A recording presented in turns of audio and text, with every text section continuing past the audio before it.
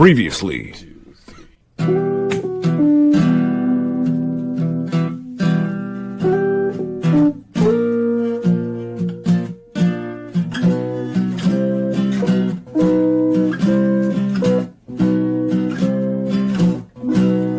X-Rated, the X-Men animated review show. But this is the electronic brain for the Institute. Let's make sure we do it right. Welcome to X-Rated, the X-Men animated review show where we're doing it right. You know, we're doing it right. It's a good day for new beginnings and for telling people how you feel. It's true. New beginnings, new beard, or lack thereof. That's what happens when you let a 4-year-old shave your beard. Why would you let a 4-year-old shave your beard? Because I'm a good dad, Andre. I mean, I'm sure your 4-year-old would eat ice cream for every meal. Being a dad means you put the restrictions on their insanity. I do like ice cream on every meal. I would never allow such a thing. Mm-hmm. Well, just because the kid. So we definitely did ice cream every day after school for a while, but there's just like 2 ice cream shops down the street. So. Well, that's a good reason. It's a solid reason. I'm only so strong, Andre. I'm only so strong.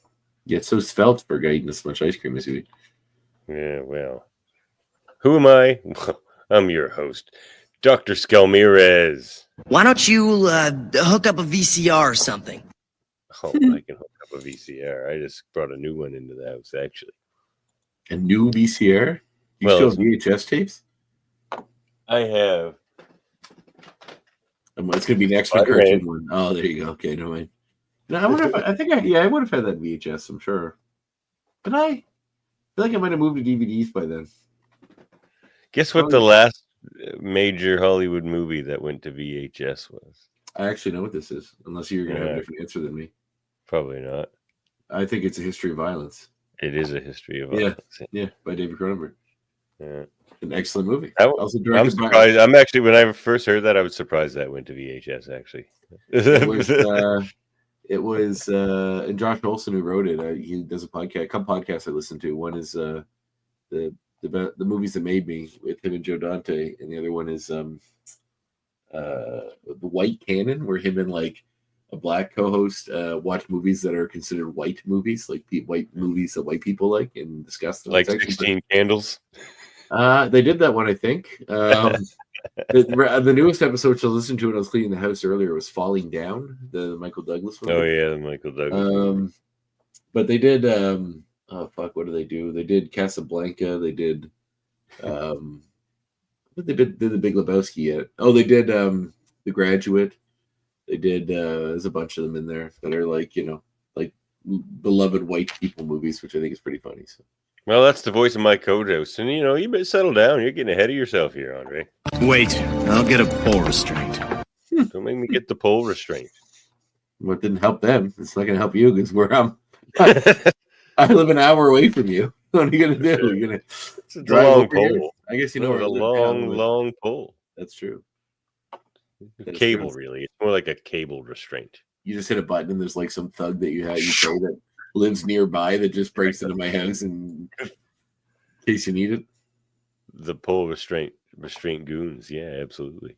Hired goons. Hired goons. I prefer, you could have just called. I prefer the hands-on touch of hired goons. Hired goons. Indeed. Well, this is X-Rated, the X-Men animated review show. X-Rated Evolution. And of course, we are your host, Evan and Andre, and we are here to review X-Men Evolution Season 3, Episode 5, Blind Alley. Not to be confused with Blind Al. Oh, Deadpool. Which is what Al is short for, actually, is Alley. Most people don't know that. That's pretty awesome. Lulu, you're being very loud down there. You want to get on camera or something? Hey, Lulu. Right. Oh, what a good purr. What a good loud purr. Oh, and are you jealous, Miles? Okay, now I'm being cat attacked. Okay, you want to be on camera too? Okay. You have a Spider-Man pillow behind you? It's possible.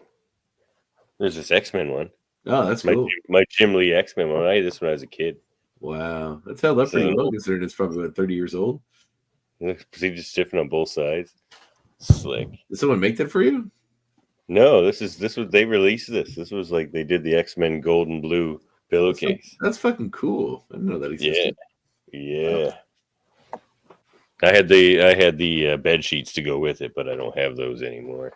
I was a real X-Men fan when I was a young lad. I have like Star Trek or Star Wars Phantom Menace bed sheets with the little yellow Naboo starfighter on it.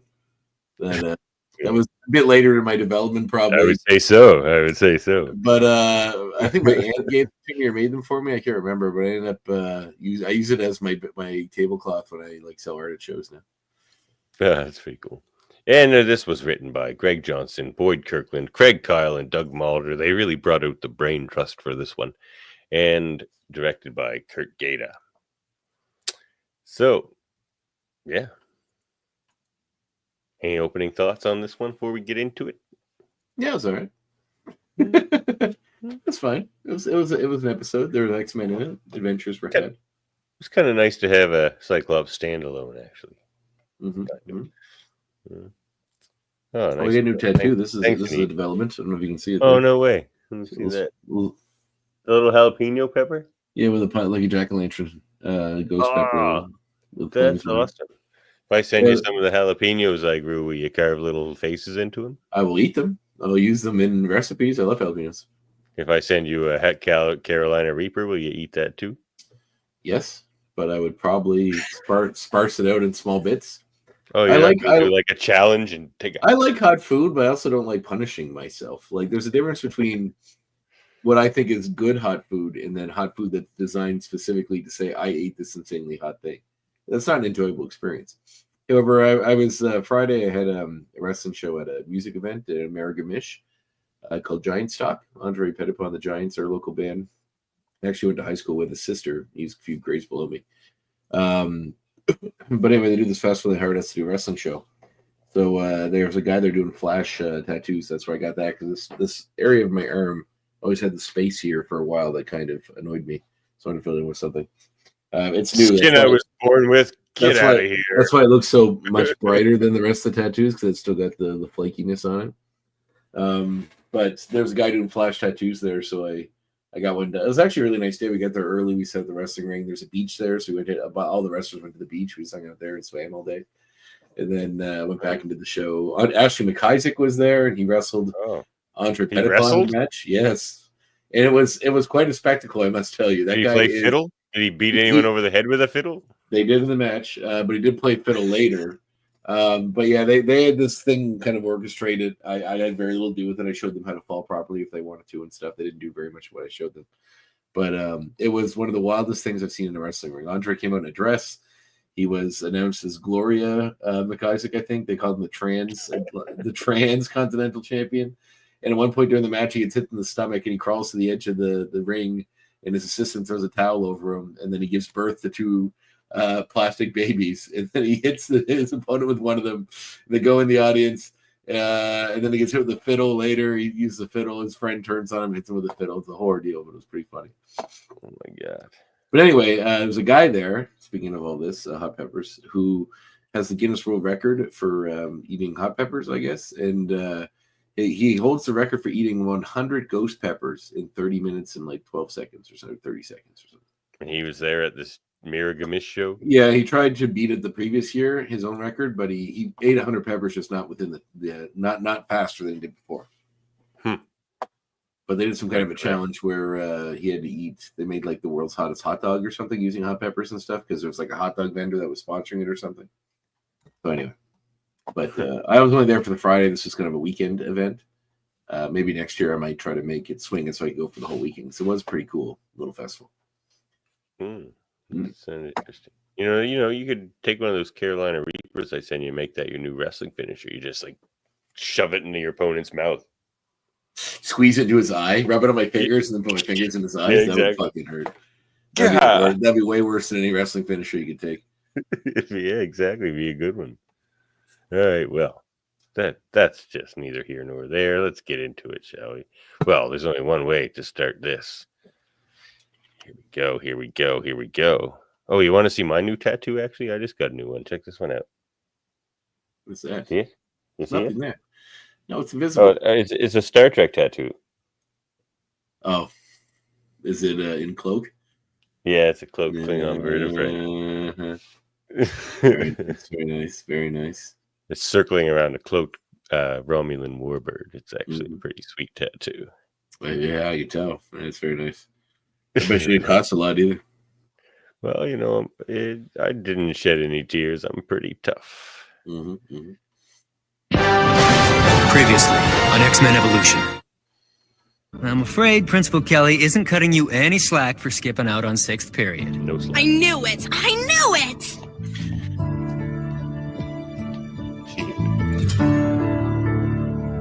So that's what happened last episode.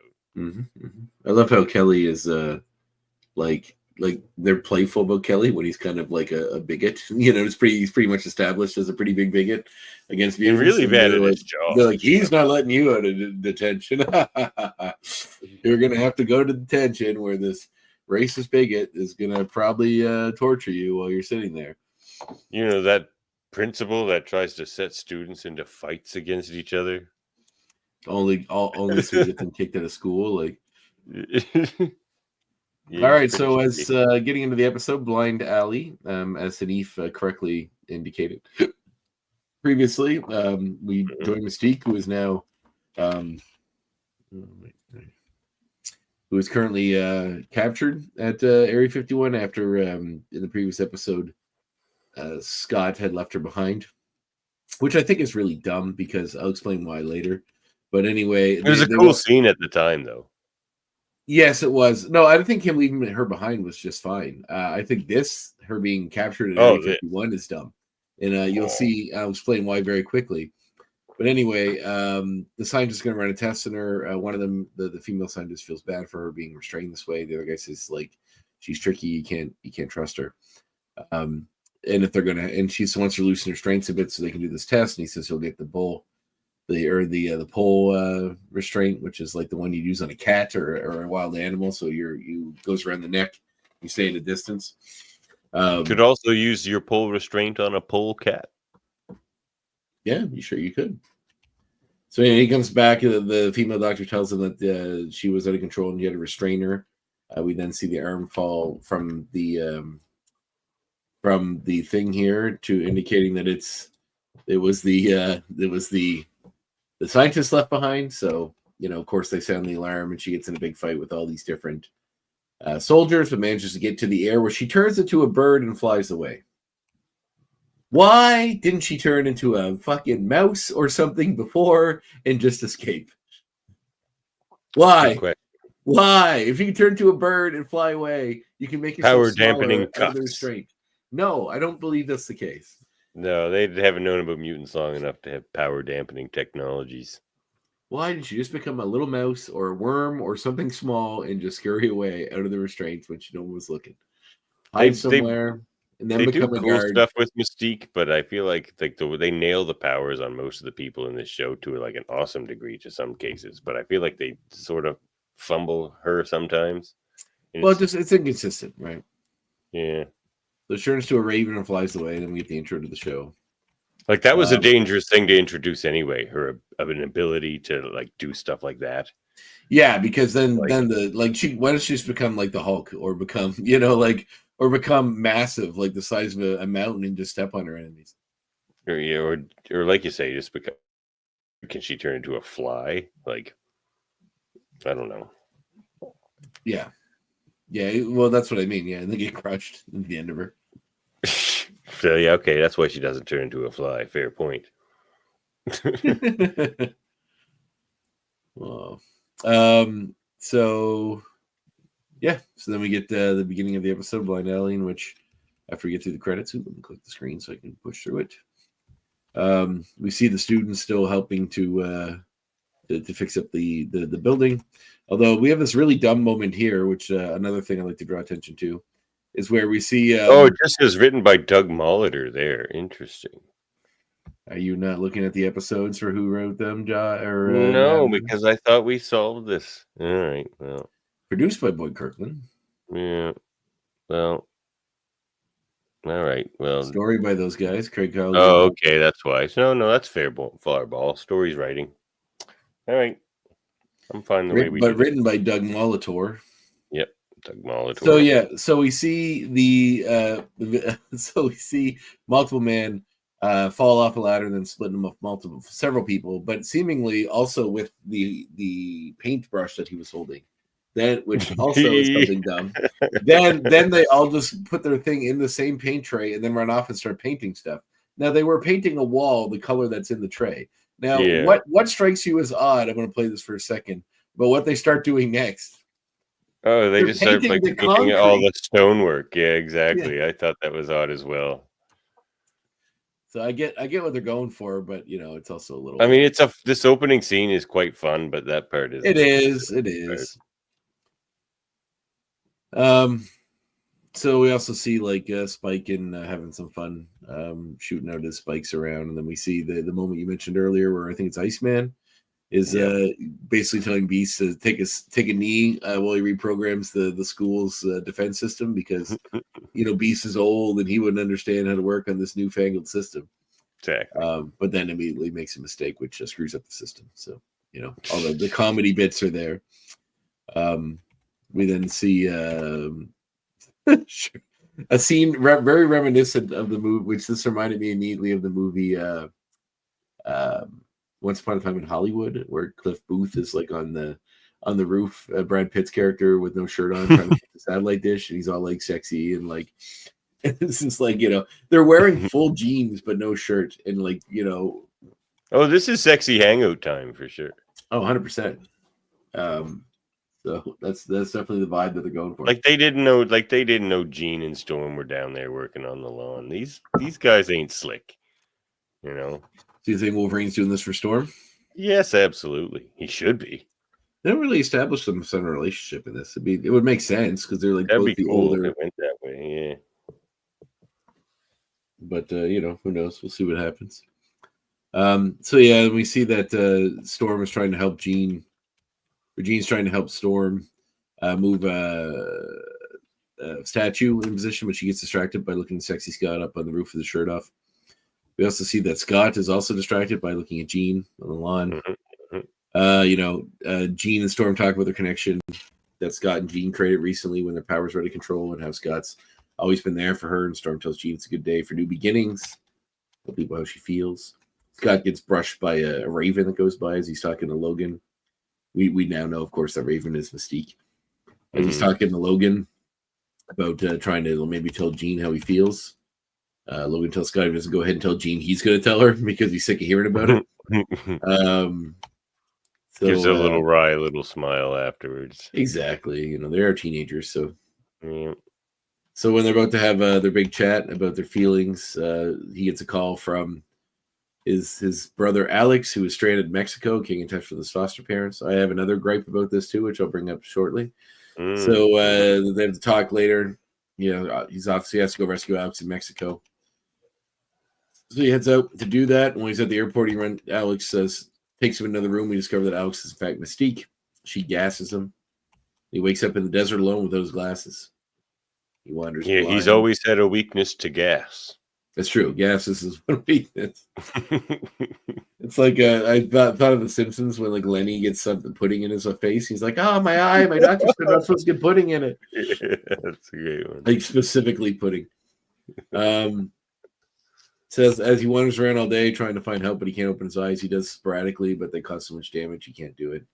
He's attacked by wolves while he's blind. So the gripe I had earlier is when Alex calls him, we see Alex is Alex in full Alex garb in Mexico, hanging out on the phone talking to him. I guess you could explain this one, but why bother? Like, why take the full form of Alex if you're just calling him? But I guess but I was saying in defense, I guess I talked myself out of my my argument that Mystique's blue. She can't walk around looking like Mystique in Mexico. So it must be somebody. Has trouble. Yeah. So, and perhaps it helps with the story if we see Alex is wandering around in Mexico for a bit before he gets there. So back at the Institute, Gene's having nightmares about Scott being in trouble. Xavier thinks they're just nightmares because he's out of psychic range. So there's no way she could probably for him. So that just Bro, I'm stranded in Mexico. Can you believe it? Oh, I aced the surfing competition in Cabo, but then someone snagged my wallet. bro, I'm like, bro, I'm totally a surfer, bro. Yes, Xavier here talking about dreams. Please, don't worry. A bad dream is usually just that. A dream. A dream. A dream. We get some also creepy Xavier business at the end of this episode, which is funny. So we see Mexico, some oil rig workers see Scott's blast when he's fighting off the coyotes. Scott falls down a hill during this and is knocked unconscious. I guess the coyotes give up and don't want to go down a hill to get his body, so they just leave him alone. You'd think once he got knocked out, they just go eat him. He's lucky he ran into hilltop coyotes. That's true. They're subspecies. They don't go down. They only attack on hilltops, not the bottom. Yeah. But we do see them go down to, in fact, eat Scott, but he gets rescued by the oil workers who saw the commotion. Oil workers notoriously despise hilltop coyotes. Also very helpful. The most helpful of all the workers, the oil workers. So not if they're Canadian, that's for sure. Or from Alberta. Geez, you're getting us in trouble now. No, there's lots of nice people who work at West. I'm just kidding. But Mystique watches them drive away. Scott from distance is quite displeased, and she follows them off. We see Jean call Alex to find out if Scott's okay. She finds that Alex was never in Mexico. He never called Scott. So in the hospital, the doctor tries to force Scott's figures it out right away, though. She's just like Mystique. I love that Scott. You can tell. Scott wakes up and refuses to open his eyes. But if you ever open up, like, do you wake up and not open your eyes? Scott does. I guess he's trained himself not to for obvious reasons. Yeah, I thought that too, but I'll give it to him just because it's Scott and he's been doing this a long time. Because he doesn't sleep in his visor.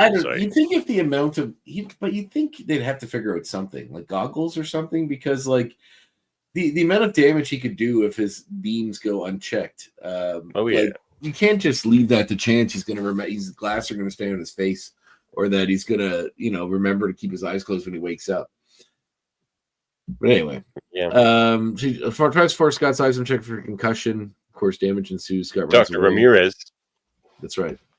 He's a bit pushy. He is a bit pushy. He's like, let me see those eyes. I want to check for a concussion if I have to give you a concussion to check for one. Even if I have to give you one to do it. Yeah. So Scott runs off. He's lost in the streets of Mexico, stumbling around. He actually gets out of the building, no problem, which would be tough, and you can't open your eyes. He figures out how to get out of the hospital, from the hospital room down the hall, out the door to the outside. This stuff here is all really good, I think. Like when he finds like the phone and it's missing its cord, and like that's all good stuff. Yeah, it's actually pretty fun.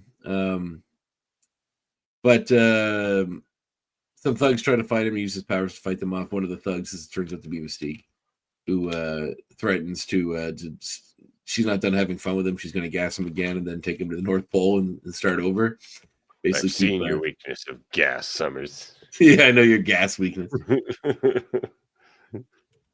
So Jean got some telepathic flash of Scott earlier, and that allowed him to find his location in Mexico.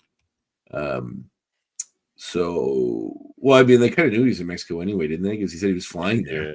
Yeah. So, I mean, he's in a desert somewhere. So basically, there's a bit of a fight with Mystique that he manages to hold out okay, considering he can't open his eyes. Although I think he'd be okay with hitting her with the beams, right? I would be. I think he's okay with that.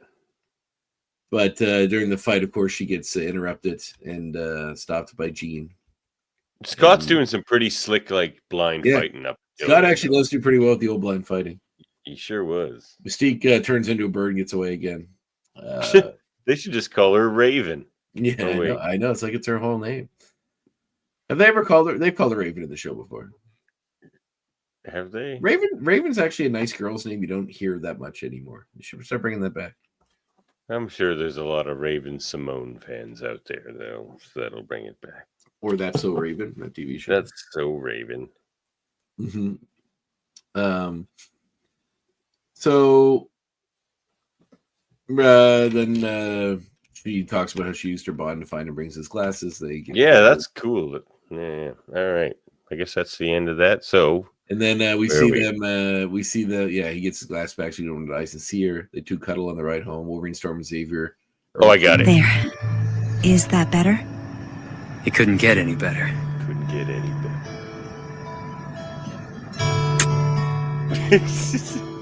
Why don't you look at creepy Xavier here? Also, this is a really it's about time. It's a That's for sure. That's for sure. They're all just sick of those two. They're all just like, geez, it's so It's great. like the animation Kids looks really finally got weird this way, but look at creepy Xavier being happy for them. together. That eyebrow. He's like, those kids are gonna be fucking later. Yeah. He's like, I don't just train these children, I hook them up too. And I watch telepathically. Watch what I do with Kitty and Nightcrawler. They will be kissing in the Blackbird within a week. Well, that is the end of that episode. So, I guess we should rate these things. How shall we proceed, sir? By making a call.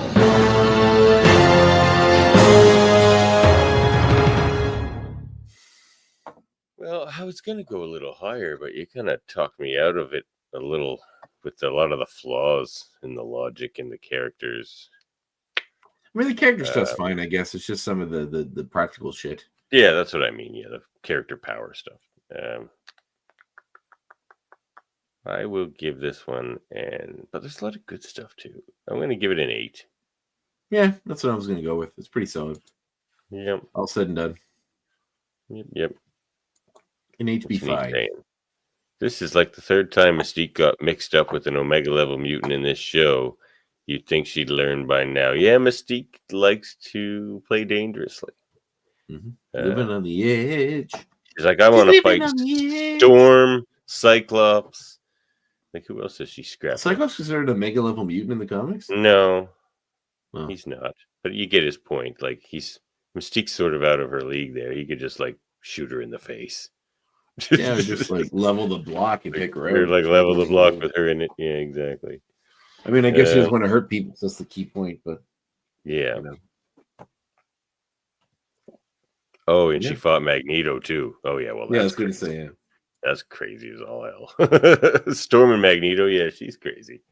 Yeah, it's true, though. Mystique's got some issues. Anger issues. Taking it at Omegas. Angry lady. Yeah. That's true. All right, let's move on to some X points.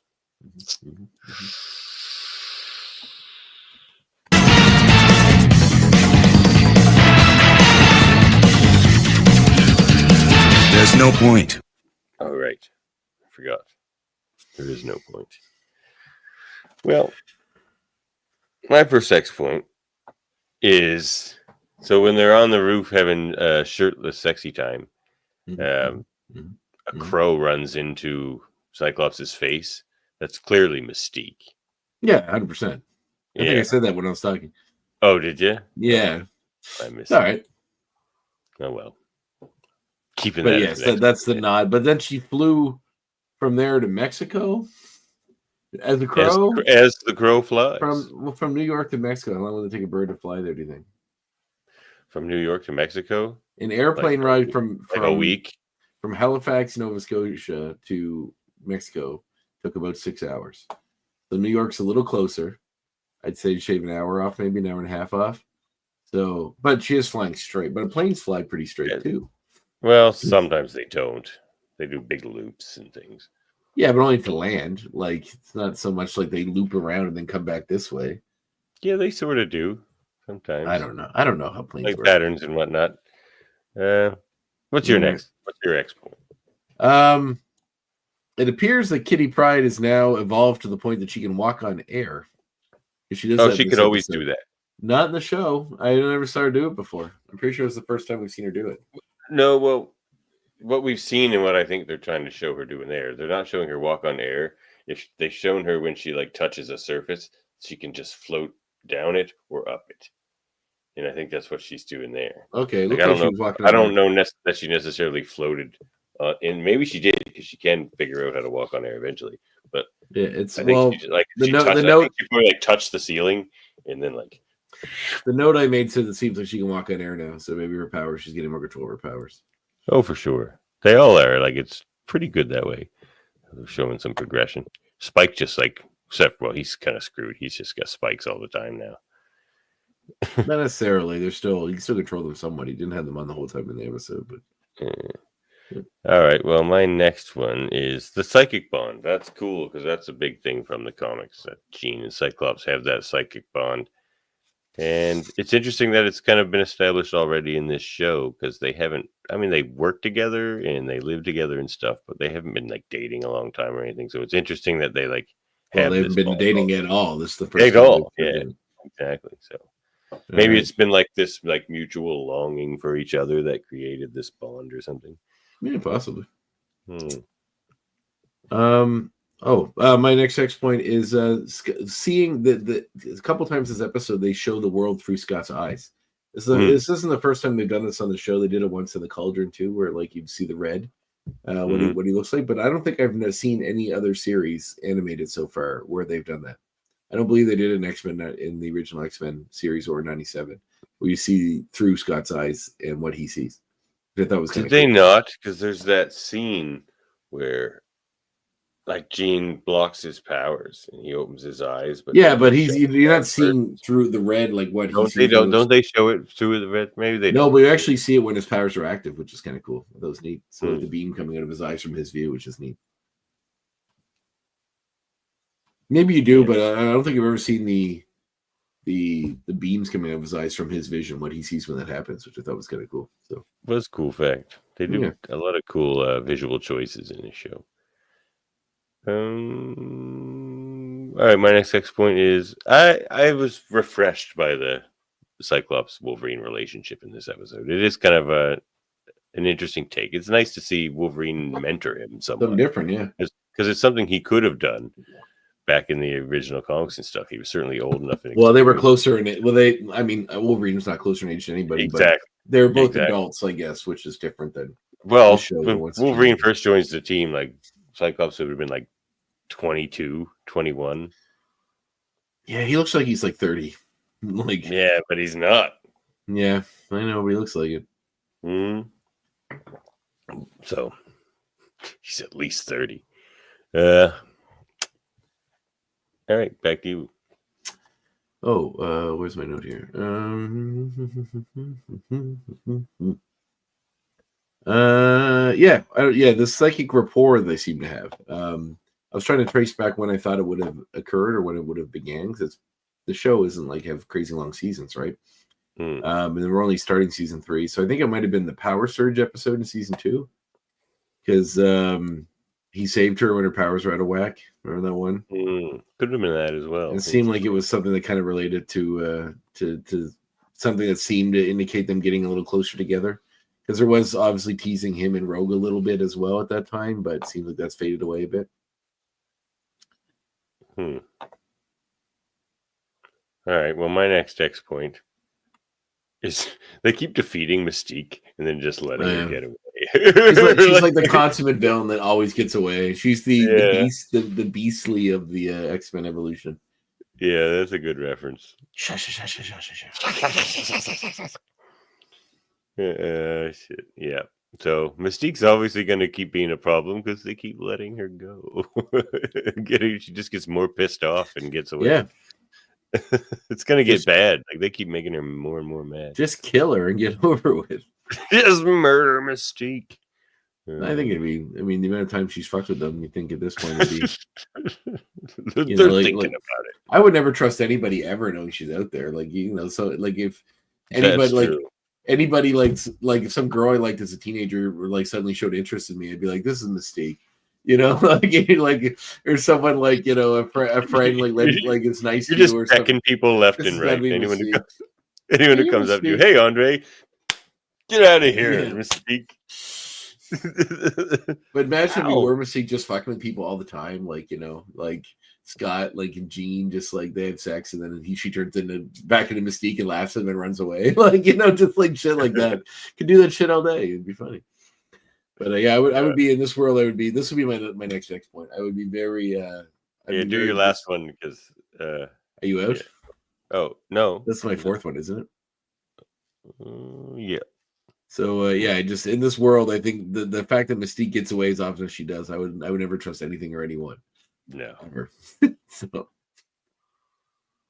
right, So, I got one more after yours. Next one. Yeah, go do your next one. Your last one. Oh, we're back to Area 51 in this episode. I love that, like, the same place that apparently the government is hiding mutants, which is in New Mexico, by the way. It's Sure. that they just haphazardly go to whenever they want. New Mexico is pretty far from New York. And they But just they were like also fly over and bomb in there and bomb out whatever they want. Like if you look at a map, they're on opposite sides of the country. Like, and it seems like it's they get there pretty fast when they need to. Well, how do you know mutants aren't aliens? And they need to, I mean, I feel like that's a pretty big bombshell. That's a revelation that's coming to the forefront here. Hey, well, there's suspicions out there. People are talking. Oh, People are saying it. A lot of people are saying. Yeah, Smart people are saying. A lot of big people, smart people. Big military types. They're saying it. Down in Area 51. All right, so my last one kind of leads into my comic recommendation as well. So I'll just talk about this here for a second and then hit the hey, check it. So I kind of want to go back and read like Peter David X Factor because it's all good stuff, but do it in whenever Havok comes on. I want to do it in the Surfer voice. I just want to go back and read all like Havok comics with the Surfer voice because I think it would be fun. So that leads me into my comic recommendation. Hey, check it.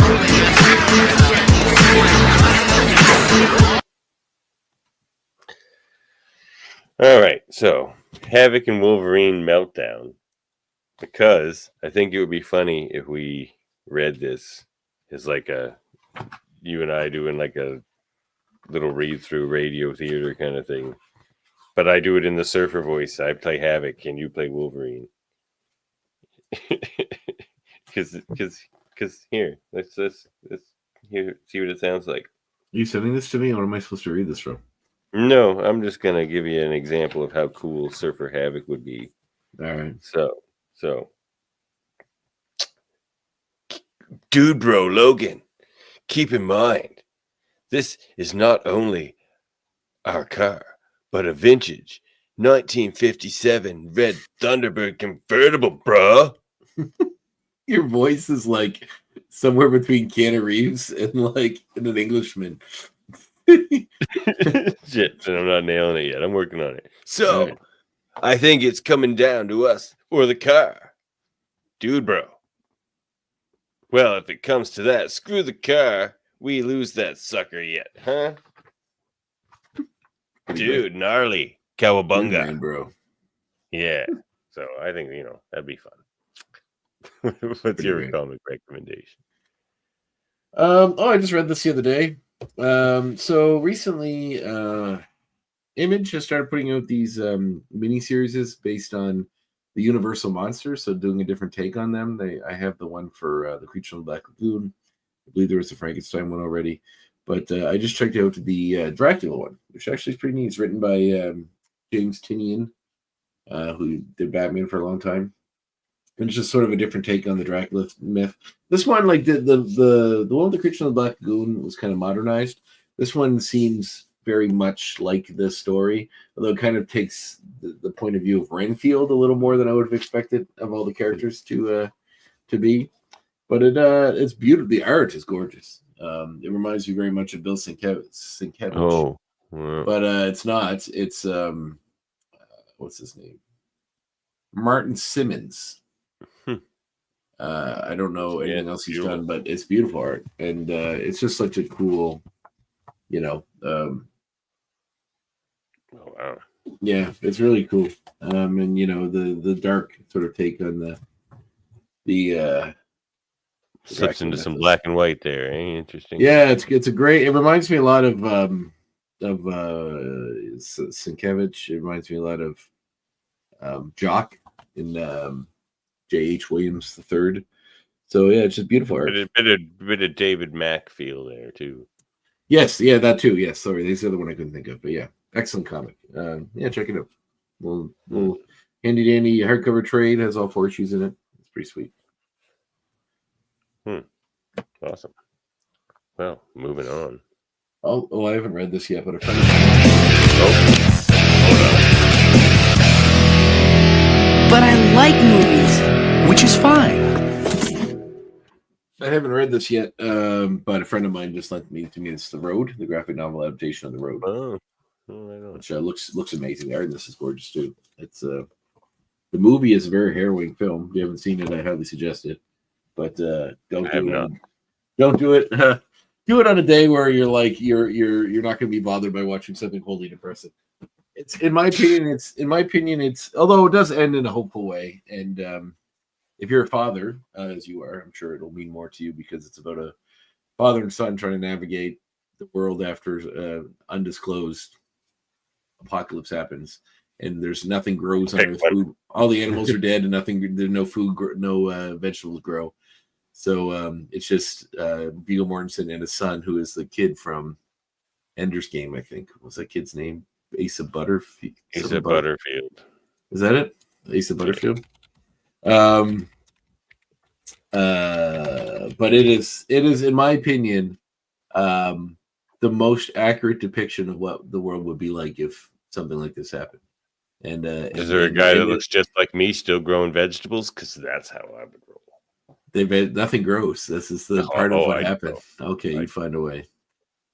So anyway, it's cool. But anyway, for my film recommendation, I was going to recommend this film. So I'm trying to pick ones that are sort of reminiscent of what's going on in the episode. So this episode is about someone with a disability, in this case, blindness, limiting how they can navigate in the world and get the help they need.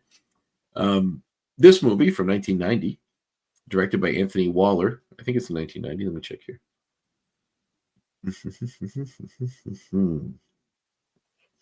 I know it's the early 90s. 95. Never mind, 95.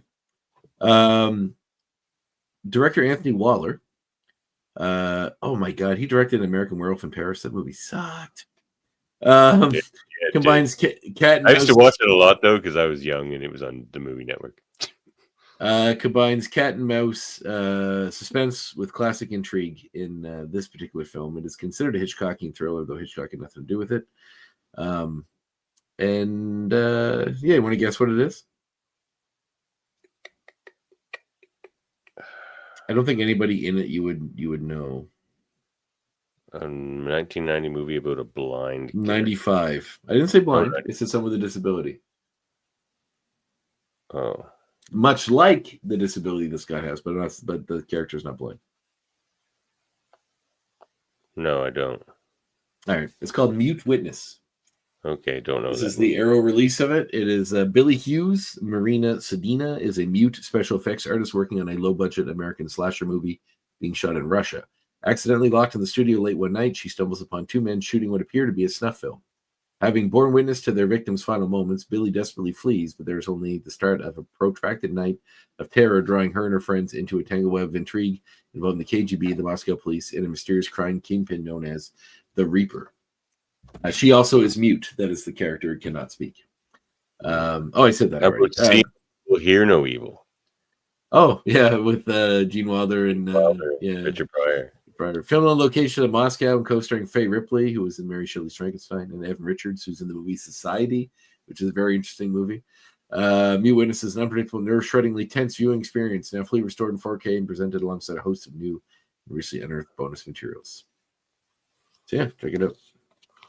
And Eve says Asa Butterfield was almost Spider-Man before Tom Holland. Really? He wouldn't have been bad, but Tom Holland's pretty great. Yeah, Tom Holland's awesome. He nails it. Looking forward to that new one. Should be fun. Yeah, it's looking crazy. There's just going to be a lot of characters in it, like Black Cat. And like, you haven't announced that officially yet, have we? No, but it seems likely. Also, another movie I'm going to suggest, just because one of the other shows on our network, the Bargain Bin with the BS Bargain Bin. BS Bargain Bin with Sandro and here on our network here. And Ben Mason.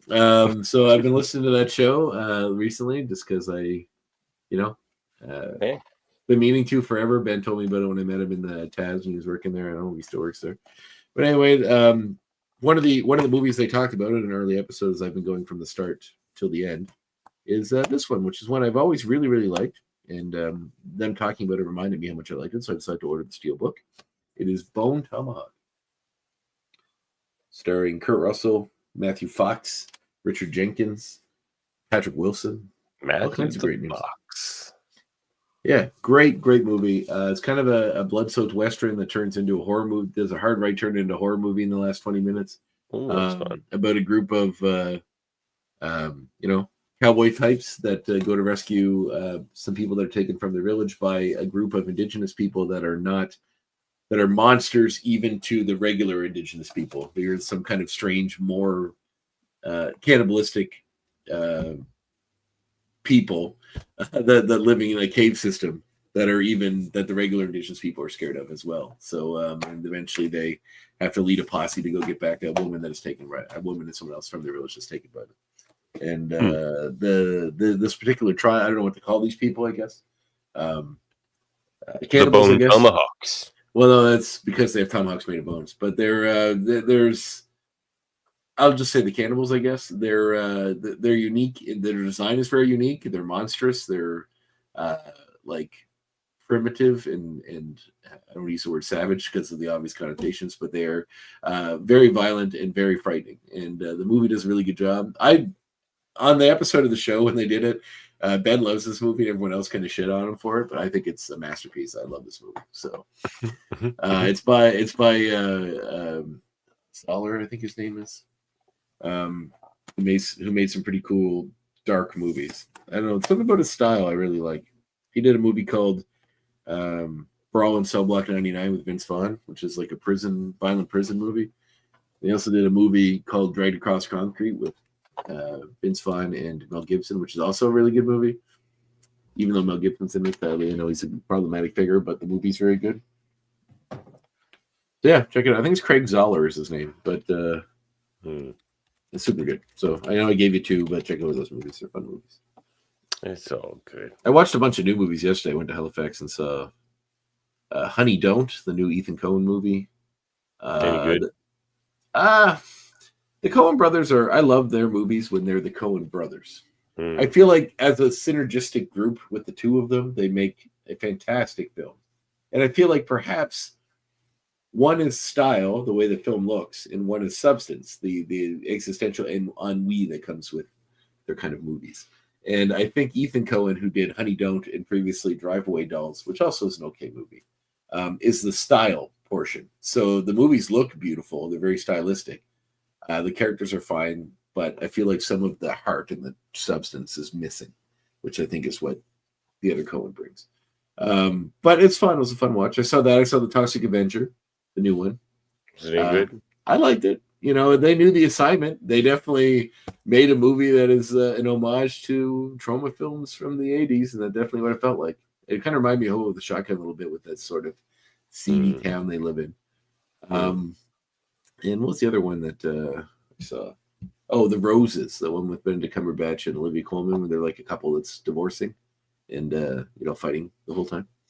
Any good? So, yeah, it was all right. I feel like it was by Jay Roach, the guy that did like all the Austin Powers movies and like a bunch of other stuff. It was okay. I feel like that kind of the girl from Saturday Night Live that was on it for many, many years. She's not anymore. I'm blanking on her name right now. What else did she do?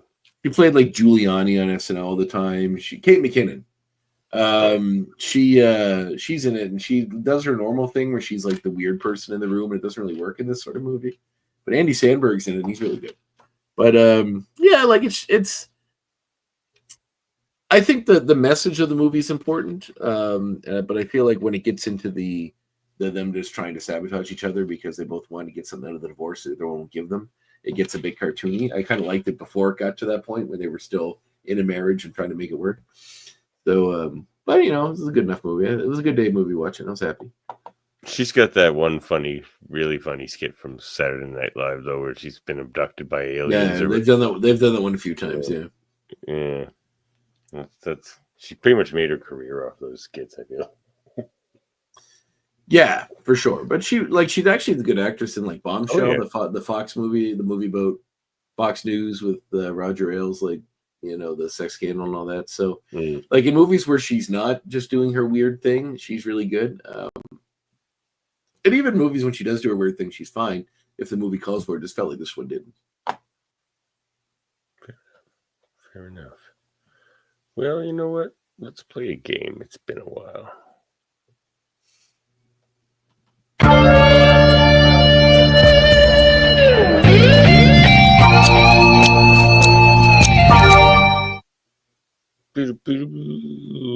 So, did you see the trailer for Marvel Zombies? I did not. Yeah, it's a pretty cool trailer, actually. Blade cuts zombie Ant-Man in half. Ant-Man's Blades in it? Yeah. Oh, that's fun. It's not voiced by Mahershala Ali, though. They got somebody else to do it. I don't know if we'll ever see Mahershala Ali play Blade. I don't know. He's going to be 70 by the time this thing comes out.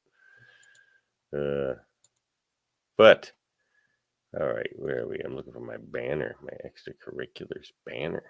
Jeez. Oh, well, there it is. So, well, I don't, because what they're doing in this Marvel Zombies thing is it looks like it's going to be mostly characters who have appeared in the MCU. So why don't we pick 2 X-Men characters each that would be cool to see in zombie form?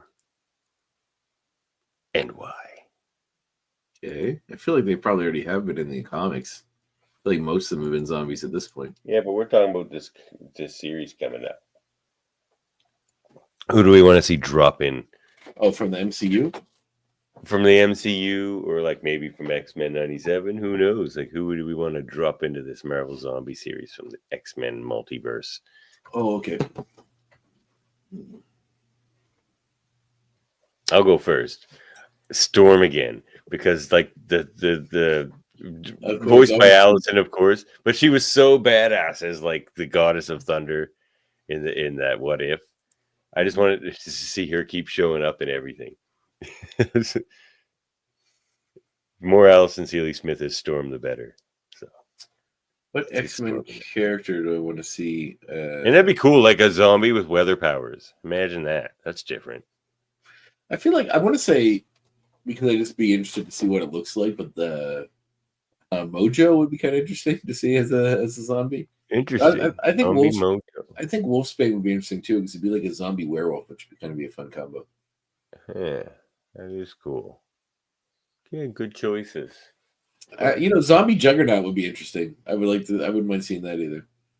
Just it'd be like slowly running like the Juggernaut or something. It'd be like in Left 4 Dead 2, they have those sort of massive zombies they have to blow up every once in a while that are like kind of fat. There's also like ones that like run that are like tanks. So I feel like you would kind of be like that, which we need. Those fucking terrible. Like I don't want to.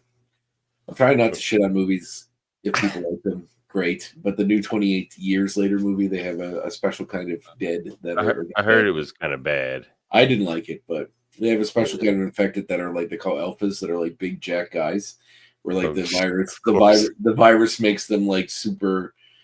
I don't know, their adrenaline or whatever makes them like they look like big bodybuilders, like they're just shredded. And they all look alike. They all have like long black hair and black beards and stuff, which I find really funny. Like, why do they all look the same? But because anyway, they're pro dudes. Yeah, I guess so. And you see one of them prominently. You see the shadow of one early on in the movie, and then another one prominently towards the end of the movie, and it reminds you a bit of that. So yeah, I think Juggernaut, Mojo, Wolfsbane, all those would be cool. I like it. I'm gonna pick because I'm trying to think of what would be interesting powers for a zombie to have. Mystique, actually. No, be interesting to see a shape-shifting zombie. Well, could she like hide the zombiness? Good question.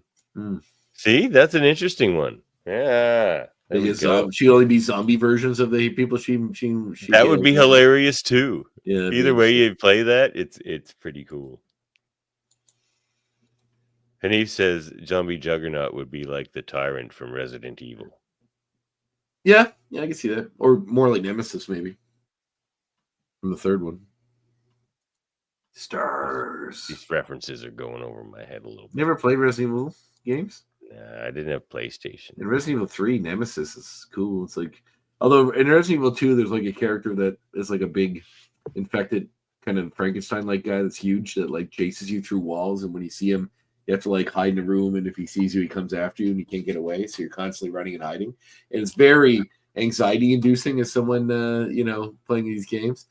So then I was like, oh man, like every time when I played it, because they did these re-releases recently where they remastered them, did a complete new game that follows the same story as the old one, but with all modern, effects and stuff.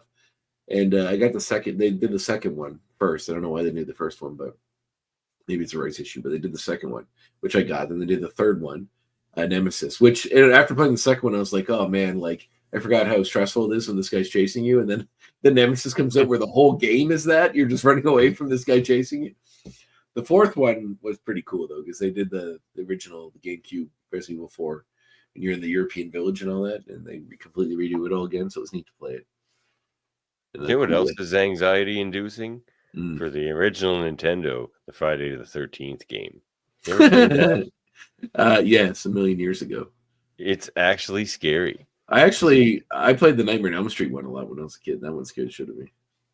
Yeah, that was a good game too. And it was just the music, and you would Just just run. Freddy's coming. You have to stay awake or try to drink coffee so you don't fall asleep. Yeah. That Jason one, man, he would just pop out at you, and he was hard to kill. And the music would get scary, and then like things would get dark, and it'd be nighttime all of a sudden, and you're lost in the woods. It was a scary game. When I was a kid, I attempt to shut it off sometimes. It gets a little too scary. But yeah, getting excited for Halloween. I am. Oh yeah, 100%. Yeah, I'm already like in the mood. Scary movie, baby. I don't know what to watch. So I figure some stuff out. Yeah, I should watch a scary. So I got several kind of Halloween-y tattoos. There's a bird claw there. You want to see my new Halloween tattoo? Check this out. Is it a ghost? Is it invisible? A ghost. Yeah. Oh, I have one more. Look at this one. It's an X-Men tattoo. It's Mystique, and she's turned into my arm. Yeah. Yeah, I know. Played out joke already. All right, well, let's hit the homework here. He's the coolest teacher we got around here, and the nicest.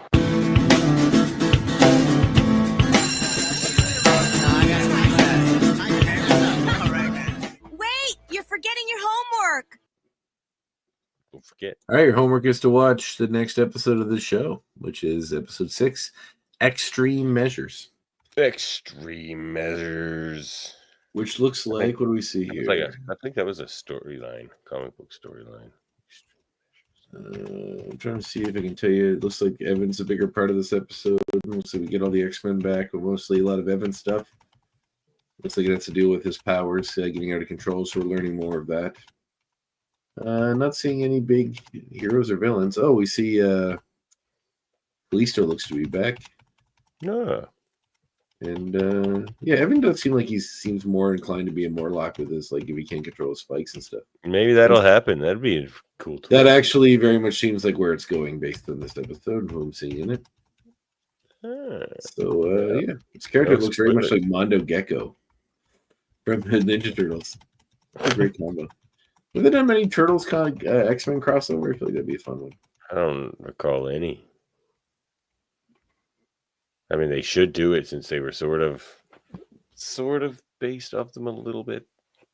They definitely should have done a Daredevil one, because wasn't it like headcanon for a while that the same accent that gave Daredevil his powers is the same one that caused the Turtles to fall into the drain with the ooze. Was that really headcanon for a while? Yeah, it was. I like it. I'd put that in my headcanon. Why not?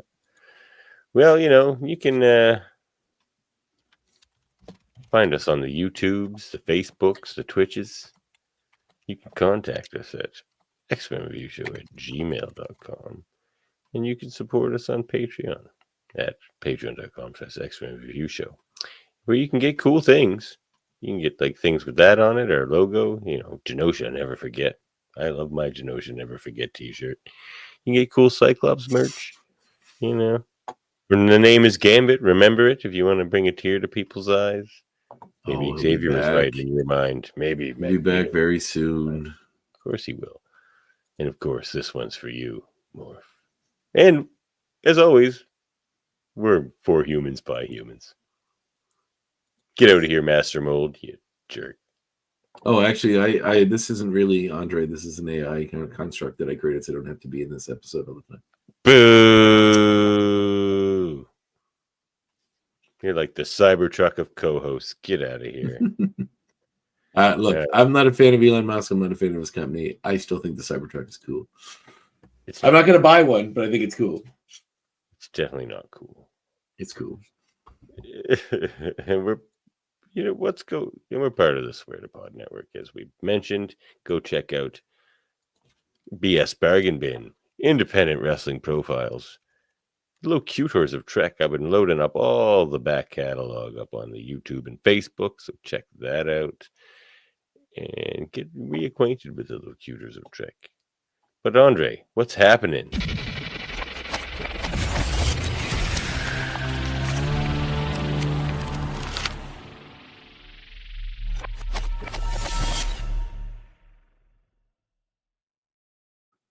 New episode just dropped. Streets. New episode just dropped 2 days ago. That was with Jason, or a day ago yesterday. Jason Nervais, who is very cool colorist, artist, illustrator, worked in comics and all kinds of crazy stuff. Mostly worked as a storyboarder in a lot of cartoons. Ultimate Spider-Man, Young Justice, Teenage Mutant Ninja Turtles. A lot of turtles, right? Yeah, quite a bit of Turtles. The early 2000s animated series. And that one I thought was really turtle neat. Shows are good. Most turtles. Yeah, that one was actually pretty cool. I think if I recall correctly, that one made an interesting choice to make Krang and Shredder the same person. Like that they established they established early on that, I don't know if it's early on, but later in the series that like they go back in time or something and there's a Shredder there and they think it's his ancestor. It turns out to be the same Shredder. That he's been in disguise, trapped on Earth as the Utah. Yeah, so it's kind of neat. It was kind of a neat way to take that, which I thought was kind of a fun take on it. So when they go back to the regular time, there is no Shredder, and he's Krang. No, he's still Shredder, but then they realize that there's something up with him, that he's not, Oh, okay, interesting. Check that out sometime. He may not be called Krang, and he might have been something else. A Utrum, anyway. An Utrum, the Krang. Cyber Shredder. Oh, yeah, or Super Shredder. Played by Kevin Nash in Turtles 2. Secret of the Use. The Paper Shredder. I guess that's not as intimidating. Anyway, the next episode was the Andrew C. Robinson, which comes out on Monday.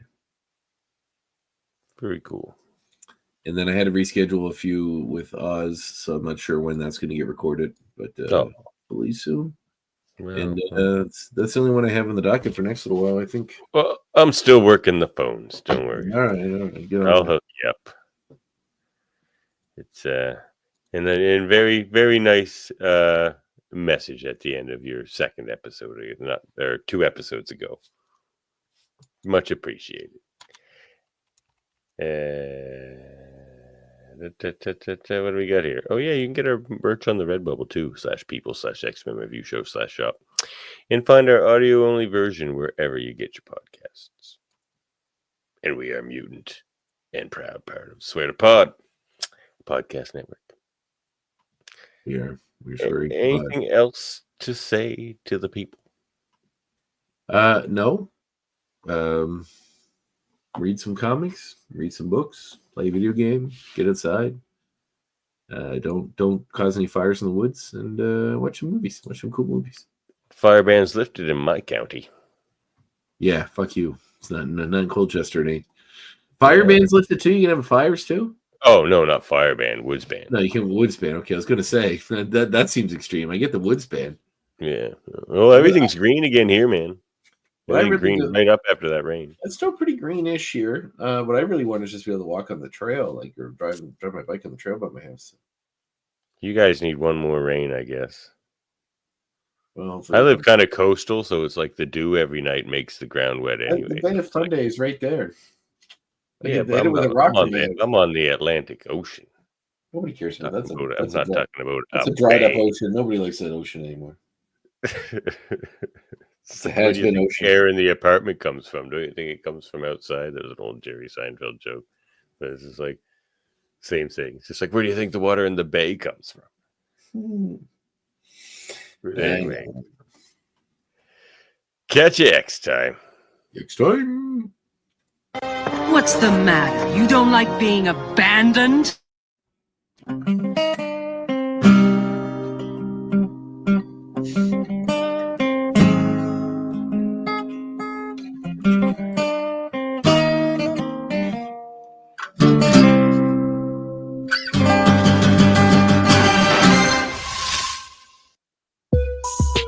This program is a proud part of the Swear to Pod Network.